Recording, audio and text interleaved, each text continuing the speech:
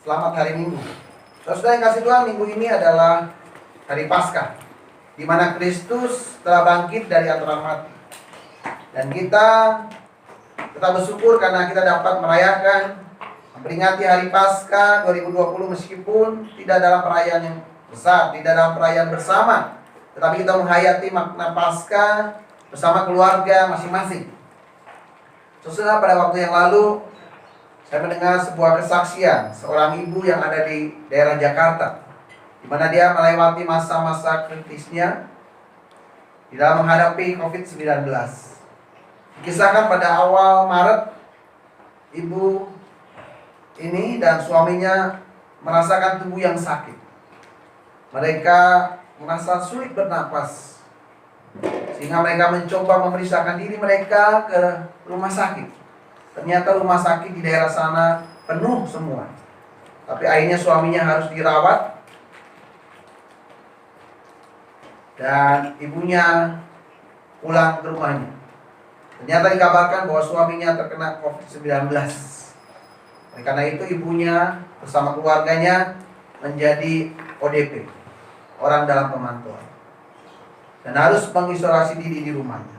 Saudara, ibu ini menceritakan bagaimana dia semalaman tidak bersama dengan suaminya, dia merasa sakit, dia mual, ya dengan mantunya dia semalaman berjuang, dan besoknya harus masuk rumah sakit karena dia tidak kuat lagi.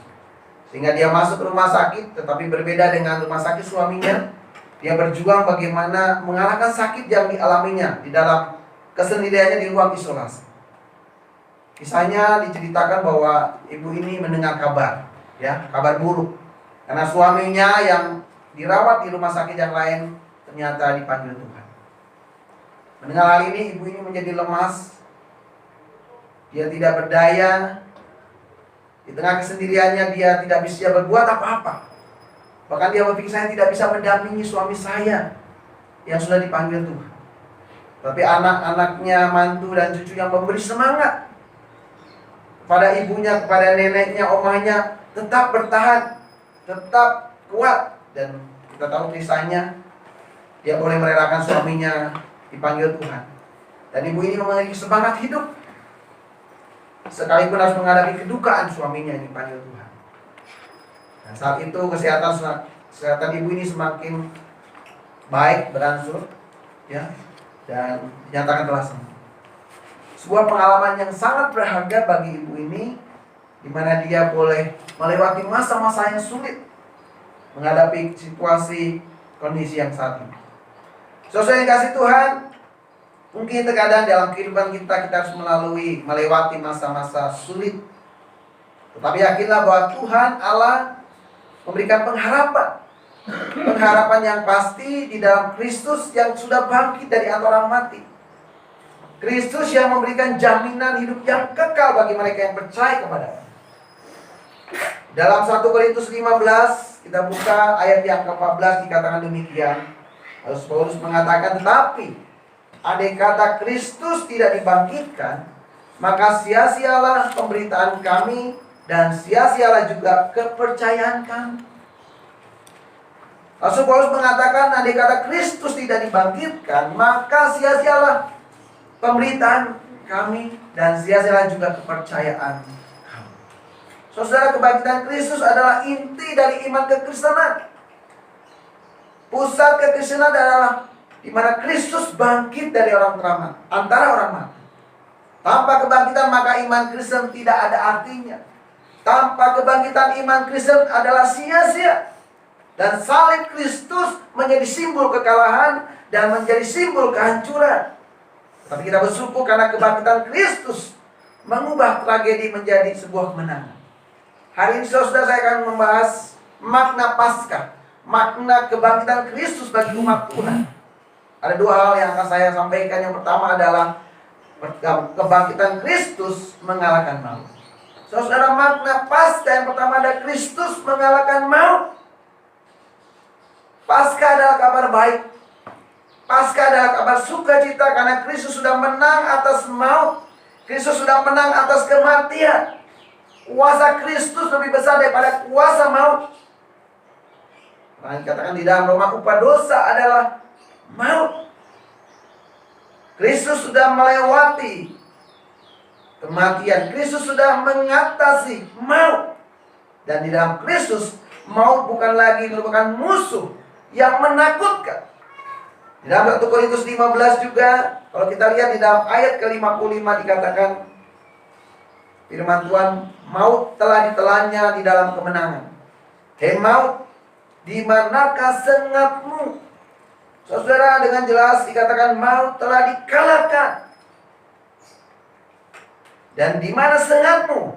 Karena Kristus sudah bangkit dari antara orang mati. Saudara, sebagai umat Tuhan, jika Kristus tidak bangkit, maka kuasa kematian tetap tidak dikalahkan. Kematian Kristus menjadi hal yang sia-sia dan tidak ada artinya. Tanpa kebangkitan, maka kematian Kristus hanyalah kutukan Allah. Nah, kita tahu pada zaman waktu itu bahwa orang yang disalib adalah orang yang terkutuk, orang yang berbuat jahat. Tapi Yesus menghadapinya sebagai manusia yang sejati. Dia mau menyatakan bagaimana mengalami manusia, dan dia menerima hukuman Allah untuk menebus umat manusia. Saudara, umat yang percaya pada Kristus, jikalau Kristus tidak dibangkitkan, maka kita mati di dalam dosa. Tapi bersyukur karena kebangkitan Kristus, maka hal ini menjadi landasan bagi iman kekristenan. Hal ini menjadi landasan bagi kita untuk tidak takut dengan apapun, bahkan maut, kematian sekalipun, karena sudah dikalahkan. Saudara, saat ini peristiwa COVID-19 menjadi momok. Semua yang menakutkan, semua manusia dari berbagai latar belakang mengalami ketakutan. Ketakutan terhadap kematian, karena sampai detik ini belum ada vaksin, ya, sedang dicari. Ketakutannya menghinggapi semua orang, bukan karena tidak ada fasilitas, tidak ada keuangan, tapi karena mereka sadar tidak ada yang menjamin seseorang tidak terkena virus corona. Saudara yang kasih Tuhan, kejadian pandemi COVID-19 ini punya makna, punya arti banyak orang. Ada orang yang lain menghargai kehidupannya di dalam dirinya. Ada orang yang mencoba membangun relasi dengan sang pemberi hidup, karena selama ini mungkin dia cuek, acuh tak acuh dengan kehidupan yang dia miliki. Ada orang mencoba membangun relasi dalam keluarga, yang selama ini mungkin tidak ada waktu bersama keluarga, karena kesibukan, karena hal-hal yang dia lakukan.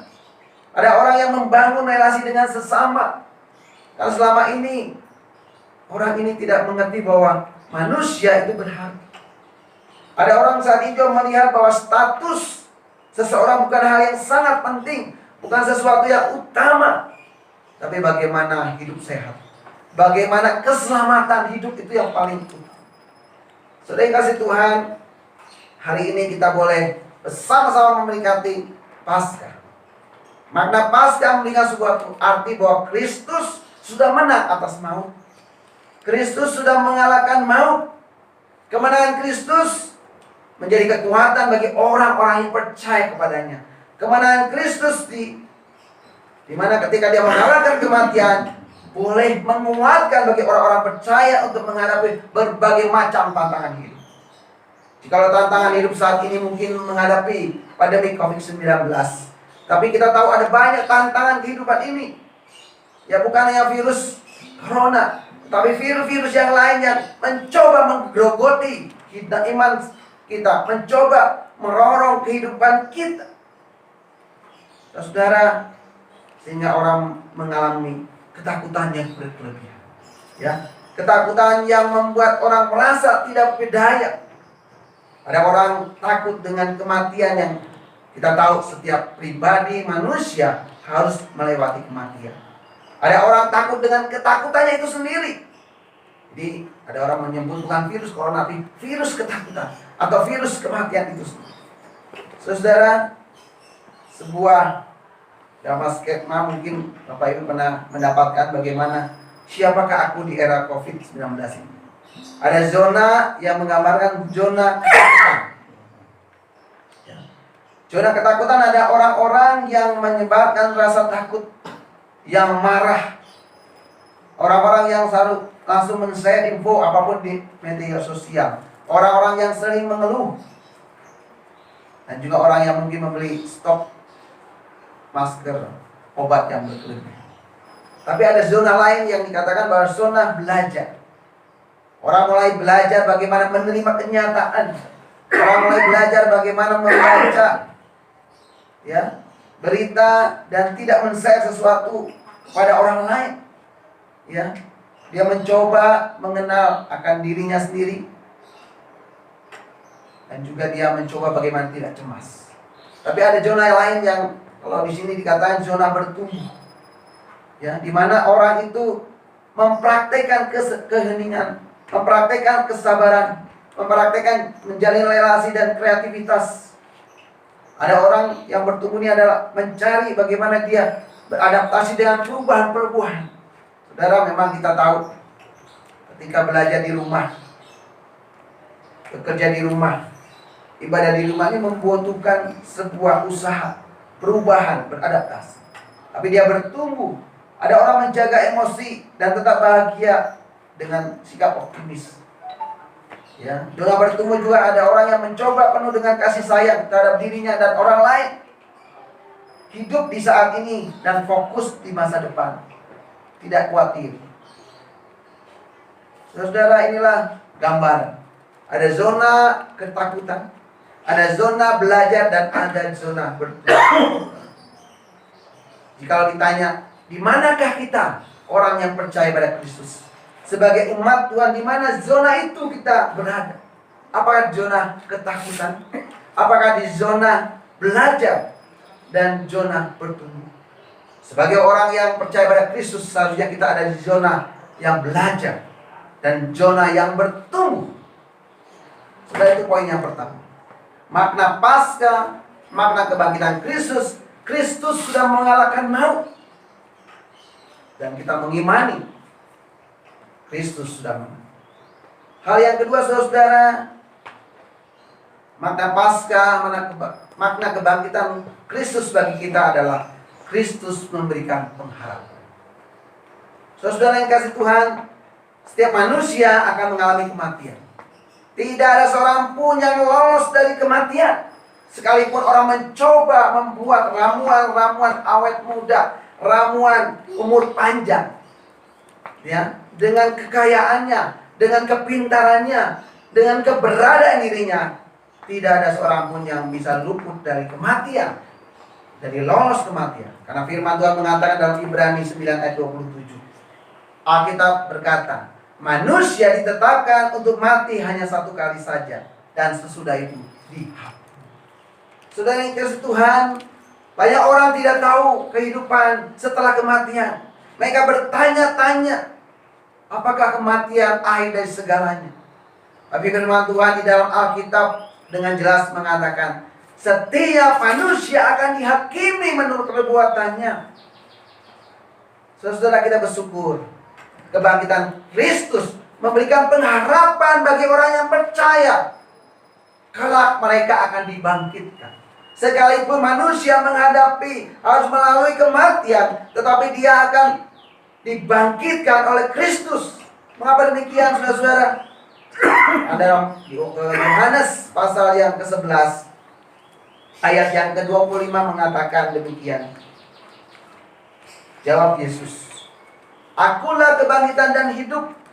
Barang siapa percaya kepadaku, ia akan hidup walaupun ia sudah mati.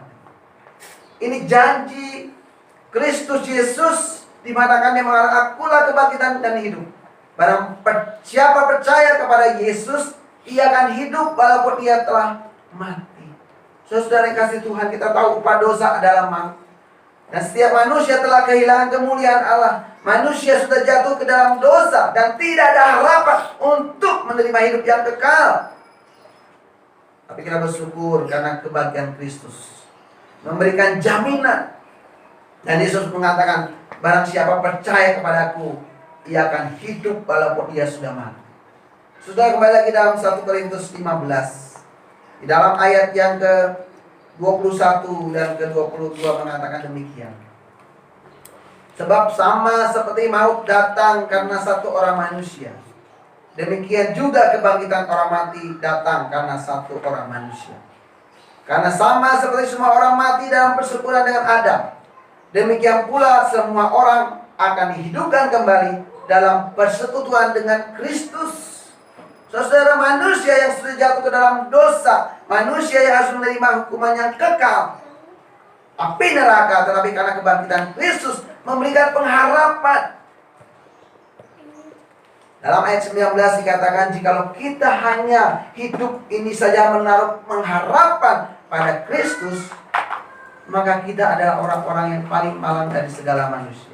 Jikalau kita tidak mengimani Kristus bangkit dari antara orang mati, pengharapan kita adalah sia-sia. Kita adalah orang yang paling malang. Iman kita ini buat apa mengimani Kristus yang mati? Tapi sudah demikian, saudara. Kristus mati, tapi dia mengalahkan maut. Dia bangkit, dan itulah kita imani. Sehingga kita bukan orang yang malang, tapi kita orang-orang yang menerima anugerah Tuhan, anugerah keselamatan di dalam Kristus Yesus. Saudara, kalau kita bayangkan pada saat murid-murid pada waktu itu, mereka kehilangan karena guru mereka yang kasih ditangkap, disalibkan, dan mati di kayu salib. Murid-murid pada waktu itu akan merasa sedih. Mereka mengalami keputusasaan. Mengapa mereka yang saat ini menanti dengarkan seorang Mesias, seorang juru selamat, tetapi harus mati di kayu salib? Kita tahu ceritanya, para murid lari. Ketika Yesus ditangkap, murid lari, mereka bersembunyi dalam ketakutan, dalam kebingungan. Kenapa? Yesus yang mampu melakukan mujizat, menyembuhkan orang sakit, bahkan Lazarus yang mati dibangkitkan. Kenapa Yesus mengalami kematian? Saudara, tapi pada hari yang ketiga, hari yang pertama pada hari Minggu, ketika para perempuan datang ke kubur Yesus, mereka melihat pintu kubur Yesus terguling, dan malaikat Tuhan datang kepadanya dan mengatakan, jangan takut. Mengapa kamu mencari dia yang hidup di antara orang mati? Saudara, membuktikan bahwa kebangkitan Kristus mengubah ketakutan para murid. Kebingungan para murid, para pengikut yang pada waktu itu menjadi berubah. Yang selama ini mereka tidak tahu kemana Yesus. Ternyata Yesus sudah mengalahkan maut. Mereka berubah menjadi berani. Mereka percaya pada Tuhan Yesus dan bersedia untuk menjadi pewarta bahwa Kristus sudah bangkit. Mereka bersedia siap untuk menjadi utusan Kristus dimanapun ditempatkan, dan sampai detik ini pun kita percaya ada banyak para murid Kristus, ada banyak pengikut Kristus yang mengimani bahwa Yesus sudah bangkit dari antara mati. Saudara, Kristus memberikan pengharapan. Peristiwa kebangkitan Yesus tentunya membawa perubahan yang baru. Murid-murid pada waktu itu menjadi sukacita, mereka punya pengharapan di dalam Yesus Kristus. Jikalau tema Paskah PGI tahun ini mengatakan kebangkitan Kristus memberikan harapan baru. Saudara, harapan yang baru. Di tengah-tengah berbagai situasi dan kondisi, kita percaya bahwa Kristus memberikan pengharapan yang baru.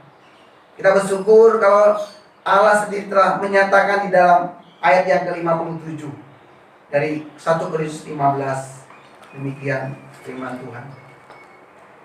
Tetapi syukur pada Allah yang telah memberikan kepada kita kemenangan oleh Yesus Kristus Tuhan. Kristus memberikan kemenangan. Kemenangan dari maut. Kristus memberikan pengharapan bagi orang-orang yang saat ini mengalami keputusasaan, yang saat ini mengalami kebingungan, kecemasan, ketakutan. Dan Kristus ada. Saudara dikasih Tuhan, hari ini kita boleh memperingati kebangkitan Kristus. Hari ini kita boleh memperingati Paskah. Kristus sudah mengalahkan maut. Kristus memberikan pengharapan bagi hidup kita.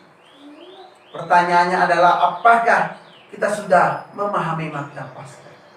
Apakah saya sudah mengerti makna kebangkitan Kristus di dalam hidup saya? Yesus sudah mengalahkan. Kristus sudah bangkit dan mengalahkan maut. Kristus memberikan pengharapan bagi orang-orang yang percaya kepadanya.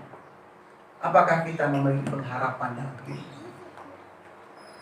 Banyak orang susah dikendalikan oleh situasi dan kondisi. Situasi dan kondisi ini yang membuat orang itu menjadi lemah, menjadi sedih mungkin, menjadi kecewa, menjadi putus asa. Dan saat ini kalau saya dengar ada orang-orang yang mencoba bunuh diri dan mungkin sudah bunuh diri karena mereka tidak mengerti arti kehidupan. Tapi kita bersyukur pasca dirayakan, kebahagiaan Kristus menyatakan bahwa dia telah mengalahkan maut. Dia memberikan pengharapan. Saudara, kita harus bersyukur pada Tuhan kita, Yesus Kristus. Dan kita harus menyerahkan hidup kita secara penuh kepada Tuhan. Karena hidup kita bukan milik aku lagi, tapi Kristus yang ada di dalam hidup saya. Hidup kita harus dipersembahkan kepada Kristus sebagai persembahan yang hidup, yang berkenan, ya, di hadapan Tuhan. Saudara, Paskah bukanlah peristiwa sejarah saja, tapi Paskah memberikan makna yang penting bahwa Kristus telah mengalahkan maut. Paskah memberikan makna yang penting bahwa Kristus memberikan pengharapan bagi siapapun juga. Karena Yesus mengatakan, akulah kebangkitan dan hidup. Barang siapa percaya kepadaku, ia akan hidup walaupun ia sudah mati. Saudara, jangan takut dan gentar dalam menghadapi apa. Yakin dan percayalah, Tuhan hadir dalam hidup kita. Tuhan hadir dalam setiap segala situasi. Karena kita percaya Allah Immanuel, Allah menyertai kita. Dan Paskah hari ini memberikan sebuah pengharapan. Pengharapan yang pasti bahwa kita akan hidup kembali setelah kematian. Saudara, kematian tidak harus karena COVID-19. Tapi kematian bukanlah kematian yang dibuat-buat karena kebodohan kita. Tapi itu bukan menjadi sebuah ketakutan dalam hidup. Harapan di dalam Tuhan yang akan selalu menopang hidup kita. Harapan di dalam Tuhan yang selalu menyertai hidup kita sampai detik ini. Kita tidak tahu generasi ke depan dengan teknologi yang canggih. Tapi apakah orang-orang mengerti makna kebangkitan Kristus? Jikalau setiap pribadi mengerti makna kebangkitan Kristus, maka makna Paskah dalam hidupnya, dia akan tetap percaya, mengimani bahwa Allah senantiasa memberikan pengharapan. Ya, pengharapan ada sesuatu yang kita akan lihat nanti. Mungkin saat ini kita tidak melihat, tapi kita melihat harapan. Kita tetap berdoa bagi bangsa Indonesia. Kita berdoa bagi dunia ini yang menghadapi pandemi COVID-19. Ada harapan ketika kita harus melalui itu semua. Saudara, firman Tuhan hari ini mengajarkan kita makna Paskah, makna kebangkitan Kristus, bahwa Kristus mengalahkan maut, bahwa Kristus memberikan pengharapan. Dan biarlah kita menikmati apa yang Tuhan sudah nyatakan, apa yang sudah Tuhan berikan bagi setiap orang yang percaya kepada Dia. Selamat Paskah, Tuhan memberkati. Amin.